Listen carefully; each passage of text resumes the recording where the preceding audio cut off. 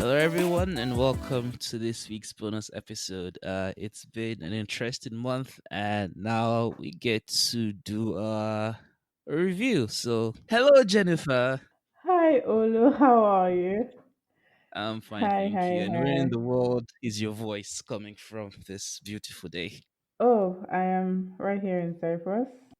I'm currently in beautiful Lagos, Nigeria. So that's been a very interesting transition for me. So, should we get into what we have for today? Yes, please, yes. Let's just jump right in.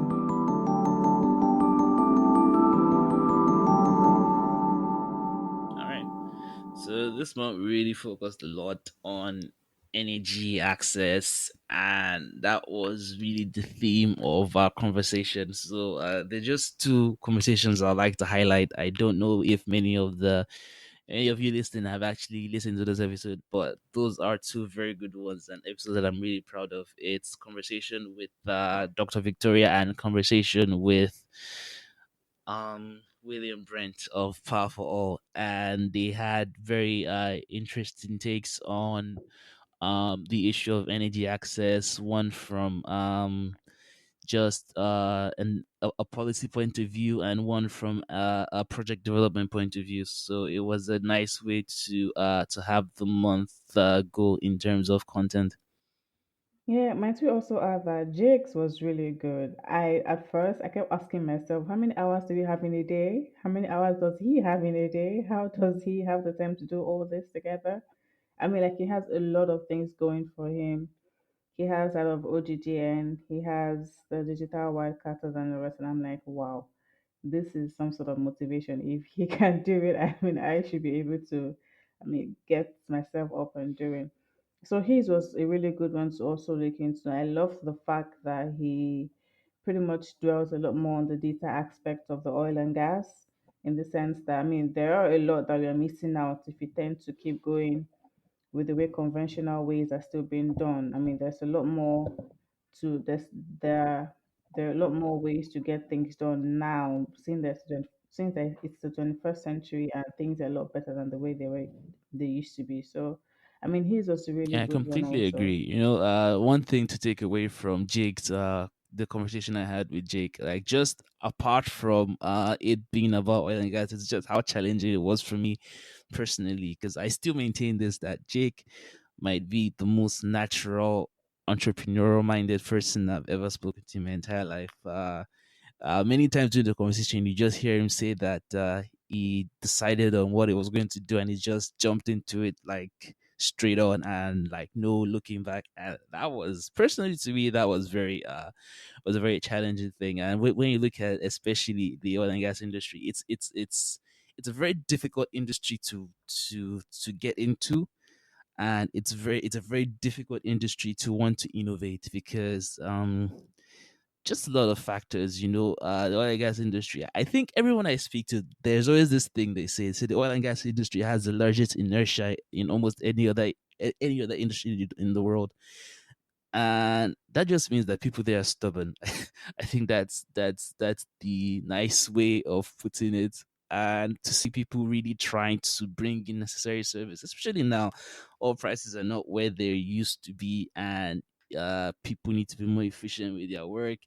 And you have people like Jake and people he talks to on his other podcast, the oil and gas startups, is just wow, because it just shows you that like people are out there solving problems every day and trying to innovate. So it's like what's it's almost like what's your excuse? Yeah, exactly what I said to myself, really, because from the way his is, I get what you're trying to say in terms of the fact that it's pretty challenging. I think it also spans across pretty much the energy industry in general, yeah. Even the way renewables is popping up, we tend to see that we are not the way we are. RE is not like oil and gas in the sense that I know oil and gas is like say some centuries old and RE is just still a little baby, but still we sort of kind of face almost the same unique sort of problems in the sense that there's there's a specific way things are supposed to be done, even if it's not the exact same way it was done in the oil and gas industry, but we sort of kind of face almost the same challenges that you do. So having to see someone do things out of the way it's been done conventionally is pretty outstanding and something to emulate from. So he definitely was one that stood out for me, and Dr. Victoria's also. I mean, I loved the way she was able to really break down the fact that, I mean, yes, we do have all these things. I mean, it's not. I'm trying not to even overuse the word. Our fossil fuels are going and are pretty much like almost going into non-existence and all that. But then we know that already. So how do we try to make sure that both the developing countries are not left behind in this search for alternative ways to power the world and all that. So I love how she was able to make us all understand that even at the fact that RE is a new thing, developing countries still need their coal to survive. Yeah.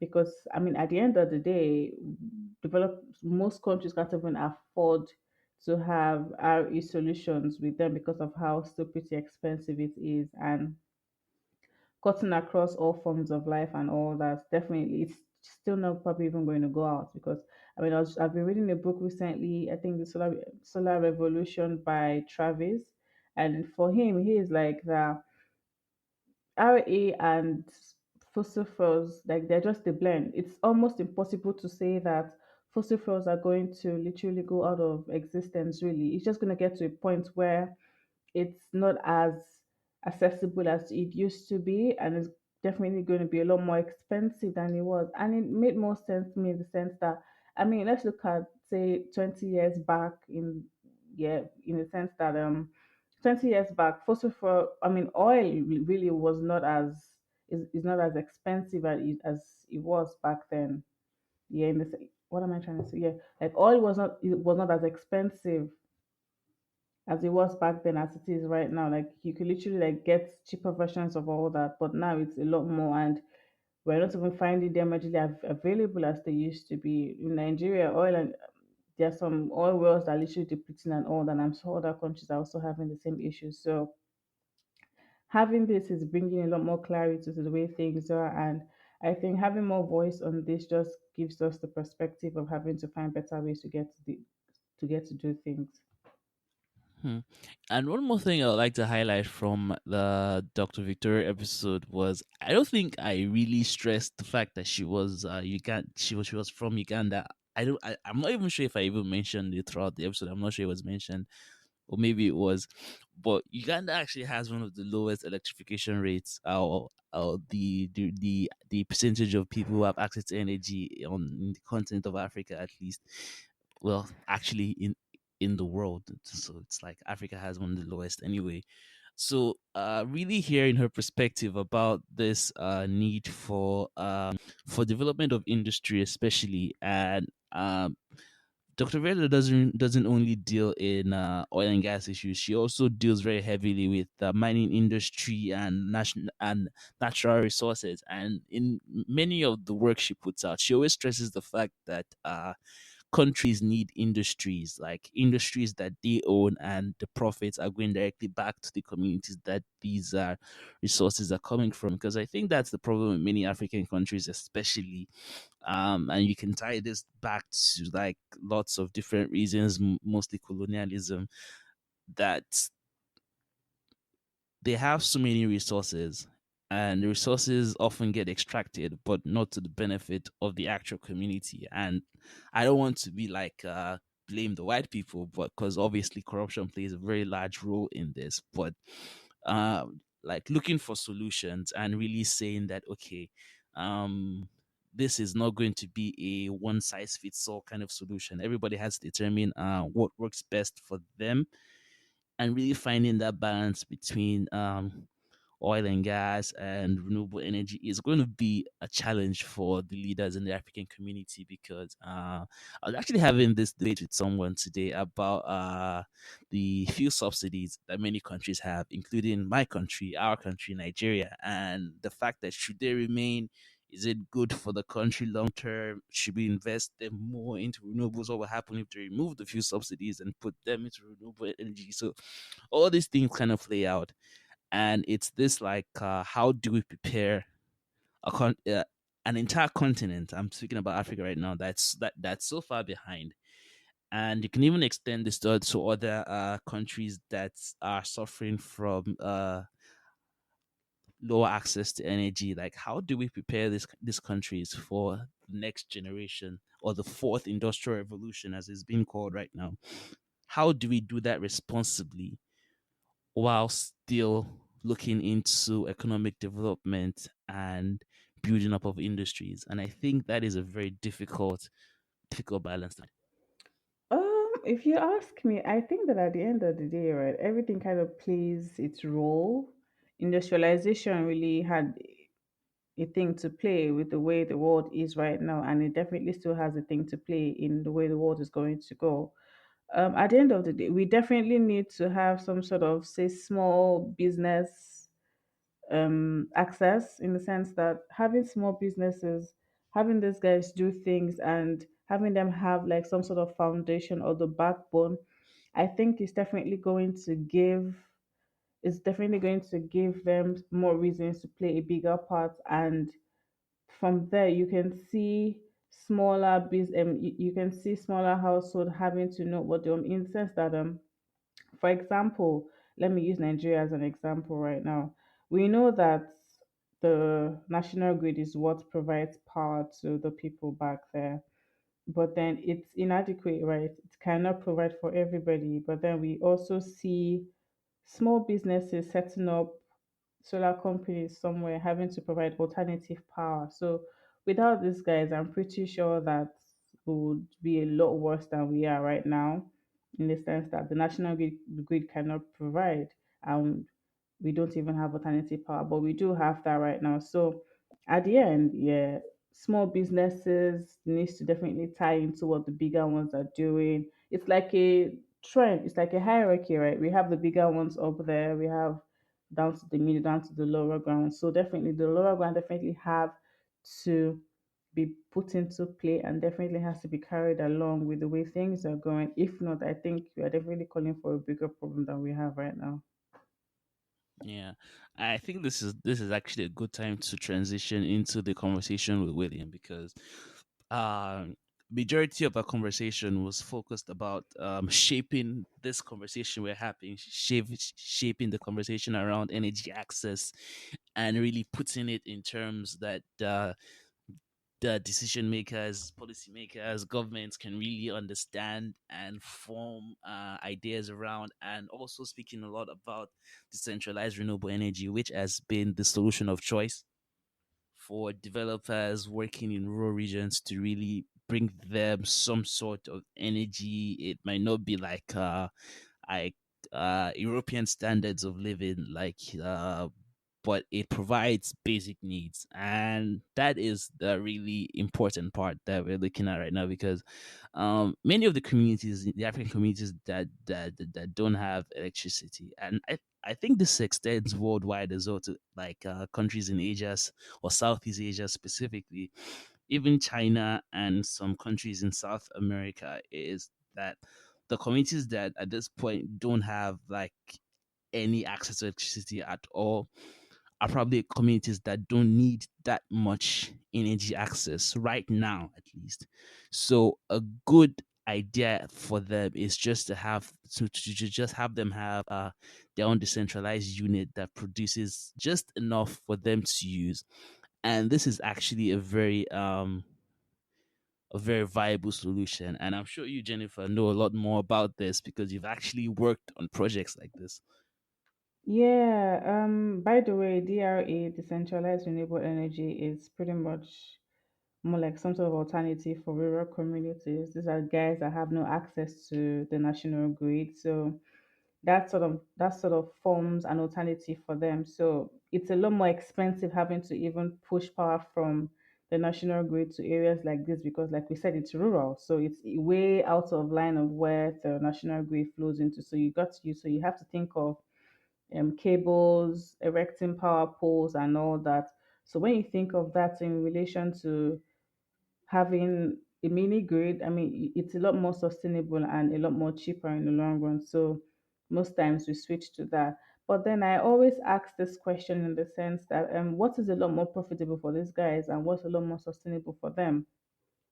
there are times we get these things wrong in the sense that we end up having to do the wrong thing for the right thing. Yeah.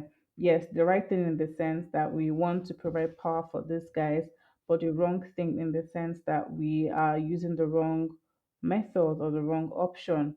There are times when even just having the national grid is an option for them, but we end up switching to mini grids, which I think in the best way to actually avoid stuff like this is having to do the right audit or the right analysis so things like this don't end up being a problem.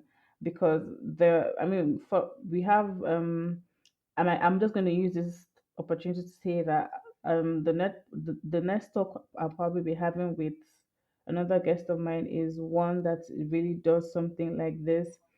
DREs for rural areas, and she has really done a really good job in terms of having to pull the work out and make sure that these guys actually have access to power to be there. Because definitely at the end of the day, it's I think somebody mentioned to me that just seeing the fact that you're coming back from work and knowing that you have power in your house gives you some sort of psychological relief in a way. So this thing is something that we need to look into. And regardless of whichever way it is, DR is or the national grid, the most important thing is definitely we need to make sure that communities have access to power. Because what actually breaks my heart at the end of the day is seeing that little kids cannot even have the opportunities that we did have.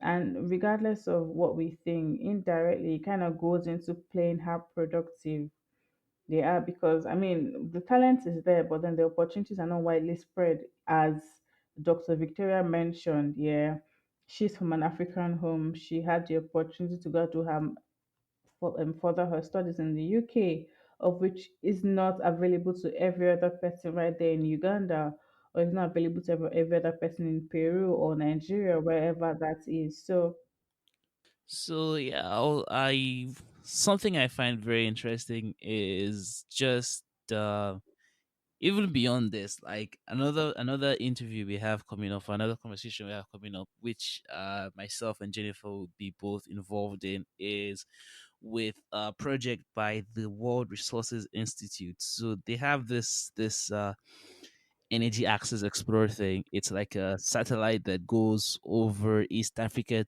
to give investors and developers information on which areas have the highest potential for various forms of renewable energy. So we'll be speaking with the director of this program, and I find it very very interesting because it also puts like this. Oh, and by the way, this is something you can actually go check out. Like, I don't know if you can provide the information here. You probably have to wait till we have the conversation, but it's you can just Google it. It's the Energy Access Explorer. It's really cool if you want to check out. But no, I think they should actually try before they listen. I mean, before the talk comes up, because it will give them a lot more perspective to what they will be listening to when we go on. okay, that So okay. if they can, they should actually try to do Okay, so. that's actually a good idea. So if you guys are listening right now, just Google Energy Access Explorer and just explore what's there. I think you'll come to appreciate it as we did. But like going forward, like something like this, something that gives like real tangible information to people who want to develop projects like this and want to put money into this, because uh I think you mentioned something about this earlier, about this actually it's many of the decisions in the renewable energy space as well as like the oil and gas space are going to be motivated by what's best for business money. If someone investing in something, unless it's like a charity thing, people are going to be making money. And I think personally, I think the only way forward for renewable energy companies and development in general is for them to be truly business minded companies and really search for the best way to go around things and really be competitive with how they develop their products, how they price, and really give them strong incentives to make better products and provide better services. Because until that happens, if we continue to see renewable energy, oh, it's this nice thing that nice people do for communities that don't have much. I think it's always going to be a problem because if and this is a big if this is going to play a tangible part in the future of energy, and not just in communities where they don't have lots of energy demand, and it's not always going to be a power backup system, especially in South America and Southeast Asia and all of Africa, or Sub-Saharan Africa. It really needs to evolve in the way projects like this are looked at, and I feel that that's possibly the way forward. Jennifer might disagree because she's actually been on projects like this, or maybe this is just like the oil and gas background in me speaking. Well, well, if I might add, the I love what the guys are really doing in the sense that I see it as some sort of mini survey, right? It's like you want to do something, but you are trying to feel the pulse of what the land is like before you get your head in there. So definitely, it's something that needs to be taken into a lot more consideration because, I mean, if you want to buy something, I mean, you already prior know that I'm getting this because of what it's going to do for me. So there's just no way that investors will want to put their money into something that they don't know they're going to have real, real time return from. So this definitely is one that I'm really, really excited about because of how much potential this definitely has to scale, and looking at how much it's definitely going to give back to the communities and other. I mean, just looking at their interface, you could see that it was definitely giving real time information. I'm sure Yes, you I saw that, did, right? and that that is what I personally find amazing, especially when this is essentially a free service. Uh, they're not trying to monetize this information. It's out there. Like anyone listening to this right now could go check it out. It's free. And I find that amazing. I I honestly know, find that right? amazing. I'm very curious to speak with the project manager on this to really find out how this project came about and how it's funded and how how they see this if like going forward into the future, because this is just a beta version of this. Like if you go to the website, it clearly says beta. So obviously they have more plans for this project, like on a larger scale. I'm just curious to know what that scale is, because I think it's going to be a very interesting addition to energy development and really tackling energy access issues in lots and lots and lots and lots of sub-Saharan African communities, and I think that is extremely important.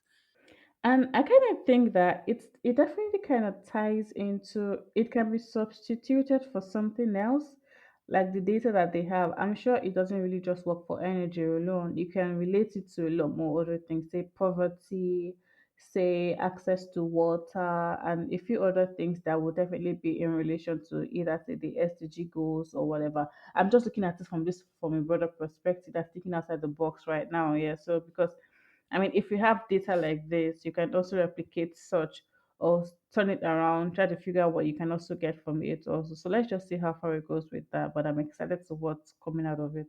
Yeah, I don't think we should spoil this too much and get people excited about this, because No. this conversation won't happen. Won't get okay.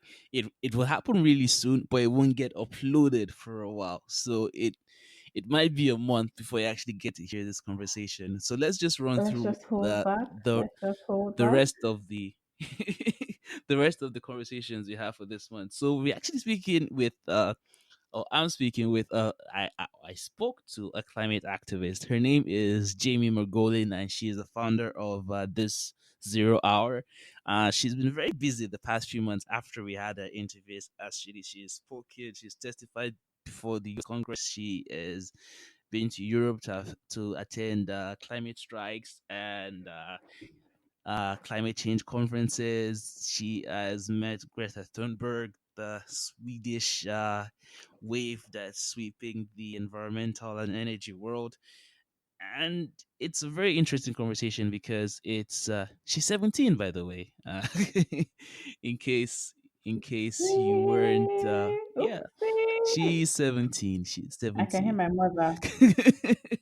can hear my mother telling me, "What were you doing at that age?" Here and that. honestly, Well, honestly, it's fascinating what she's been able to achieve, and not just that. Like while we're having the conversation, let me just give some context. She just came back from school, and in the background as we're talking, you can hear her shuffling things into her bag because she had somewhere else to be, and she's in a final year of high school, so that means that she has to worry about college applications in a few months, or if she's not doing it already, and the SATs. And I've been seeing a lot of criticism for climate activists, especially the younger ones that have become the face of this entire movement. And I think most of it is unjustified, because what do we really expect from people who are 16, 17, 18, or much younger than that? People who are really passionate, and they have this tremendous ability to organize and to drive uh, the campaign, especially through social media. Should we be looking to them for policy making, draft, or like governmental inputs? Probably not. But are they a necessary part of this conversation to really keep lots of politicians, and especially people in the oil and gas sector, accountable? Definitely yes. And I think there is a very important place for activists right now. Uh, you can get them caught from different sides, but I don't think, okay, it's even obvious. You can't ignore them. Like, you really can't. I mean, it's almost impossible to do so. And from the question you asked, they kind of play an important role when you think of the policies that end up being enacted. It always comes from them. It comes from they are the grassroots, right? They are the ones that see things happening around them. They are the ones that know what is happening. They see real time information, they get this thing. So them having to loud up or put it up on speakers and all that literally catches the attention of these guys in power. And at the end of the day, whatever that has to be done, or whatever that is being done, it's some sort of thread that kind of ties back to them. So yes, climate activism right now is really an important thing to look at. And this is one time, this is literally like the best time in the world. That is like the most important to actually take a look at and actually pay more attention to it. I mean, everybody is doing the same thing at the same time in their own small ways, regardless of where you are, even if you're in the developing country or not. I mean, let me take it back to home. In Uganda, we have Dr. Victoria doing hers also. I mean, take it back to Nigeria, we have Yetunde Fade, the lady I have coming up really soon doing hers with Africa. So everybody literally is coming full circle, and we are all talking about the same thing. So yeah, it's definitely something to look out for, and they do definitely pay attention, or they are definitely part of the circle when it comes to the policy that are being made. Mm, definitely. The last episode we have for the next cycle, that's next month, or the next 4 weeks, is an episode about nuclear energy. Um, so I'm going to apologize here, and I'm going to apologize in that episode, because in the very first episode I had on this podcast, I did like an energy overview where I had like this a brief history of energy, and then I talked about different forms of energy. And when it got to nuclear, I basically said something along the lines that, okay, nuclear just has a very huge repetition problem, and I don't see it playing a very large role in the future of the energy industry. And I'm going to admit to right now that I was wrong. Like, I think I'm big enough to admit when I made a mistake, and I wish I could go back and take that part out, but I'm going to leave it in there just to prove a point. But I was very wrong. So we're speaking with Brett Kogomas about, he is the founder and director of the Energy Impact Center, and he has a podcast named The Titans of Nuclear, in case you want to check that out before the episode goes up. And we that was the first time that I actually had a conversation with somebody in the nuclear energy industry. And you know, nuclear suffers from a lot of reputation problems because once you hear the word nuclear, I think the first word association that comes into your head is most probably weapons, and the last thing you're thinking about is clean energy. And I think that is the fundamental problem. If Brett is listening to this, he wouldn't like me speaking about nuclear this way. But as far as potential goes, for energy sources to provide clean energy with very little, if any, emissions and a waste product that can be carefully contained, there's not much competition for nuclear. And if you're wondering, okay, if nuclear is as great as they're making it out to be, why isn't it more popular than it is right now? And I'm going to leave you in suspense there because I want you to listen to the episode when it goes live. I can actually give you a date for this one. This one is going up on the 4th of November, I believe, just assuming we don't have any schedule changes.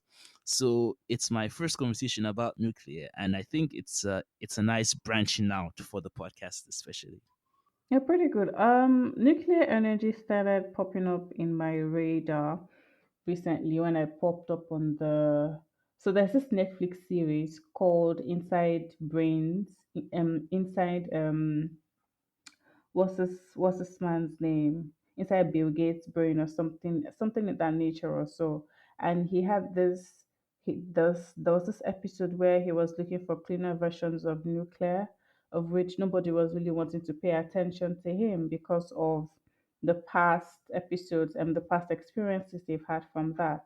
And he literally went on to say that nuclear is really like the cleanest form of energy that you literally can see right now that's readily available if we are able to literally constrain all the put it to constrain all the excesses that might pop out of it in terms of all the things that might likely go wrong that might have happened before. So yeah, I am pretty excited to see or to rather hear what this is going to be, because at the end of the day, it literally just gives us a lot more perspective to the world of energy, because it is really vast. And I mean, you think something is what it is today, but tomorrow it comes up and there's something new, and you're asking yourself, okay, was this there before? But I mean, it's just technology coming to play its own part. I mean, and by the way, I'm trying not to give so much information as to what I have popping up creating there, because I feel that it's a lot. I feel that there's something in there that I don't want to give too much about. I just want to just wait and let everyone just listen to what it is in there, because at the end of the day, it's like s- I mean, there are reasons why people do what they do, right? And for her, it came from a place of, I would say, some sort of motivation that came from what she had been through. So for me, I don't want to give too much. I just want to say that we are all different in terms of what we go through and in terms of what we do. And the reasons why we do what we do are a lot different for every one of us. So I just want to say that let's just keep our fingers crossed on this one. I'm pretty sure that it definitely is going to appeal to our emotions. That is one. And definitely also going to make us see and view things from a different standpoint. I mean, that's all I definitely would have to say for this one. Okay, so I'm looking forward to that. Jennifer hasn't told me exactly what this is all going to look like, so I guess I'm in just as much suspense as everyone else listening to this. So I'm actually going to make a very Yes, you controversial are. statement that if you disagree with me, Google it or send me a message or email us or like find me on LinkedIn and blast me. But nuclear is actually one of the safest forms of energy. It sounds weird, doesn't it? Like saying that and hearing myself say that is very weird. But nuclear is actually one of the safest forms of energy. So I'm just gonna leave it there. So moving forward now, let's move on to podcast announcements. So it's been a very interesting couple of weeks for me personally. I've moved countries, started working full time, and yeah, it's a lot. and I had the opportunity to meet a lot of people. Over the last 2 weeks, I've been getting a lot of messages on LinkedIn. So thank you to everybody who has sent out messages about people who listen to the podcast and what they're doing. And I've had many introductions this week, of which I am eternally grateful for everyone who listens. The podcast is growing quite rapidly. It's listened to in over 30 countries, and we have people tuning in every week. And it's just the type of people who listen to the podcast that really motivates me, that this is something relevant and this is something that kind of has its own place in this big world that we have. So, in the next few months, I should say, this is all very vague, by the way. So, in the next few months, we'll be looking into ways where we can further integrate and expand the platforms to actually, I want to say, facilitate networking and interaction between people in the energy space, and to really have this more interactive platform on our hands and just go beyond podcasting and really have a presence on social media. And if you're wondering, oh, that sounds nice, how are you going to do that? The fact is, I don't know at this point. This is all very early stages of let's just call it market research and asking people and finding out what that would look like. So I'm not sure, but it's something that I'm definitely looking into for the future of the podcast. And kind of exciting, kind of scary, probably a lot of work. So we just have to wait and see how this all kind of pans out in the next few months. Probably won't have anything major, like, or concrete rather, until probably next year. But you can bet that I will be working very hard on it, and Jennifer will be doing her best to uh, encourage and support my madness, let's call it. So the next few months for the podcast will be very interesting. That's just the summary of what I'm saying. No pressure. That's all I'm going to say. Okay. So it's been a very interesting month. And I don't know if some of you noticed, but there was actually an upload that was deleted. It will get re-uploaded next week, hopefully sometime. And yeah, we can talk about it on the next episode. So, Jennifer, is there anything else you'd like to add? Um, Not really per se. Okay, yeah.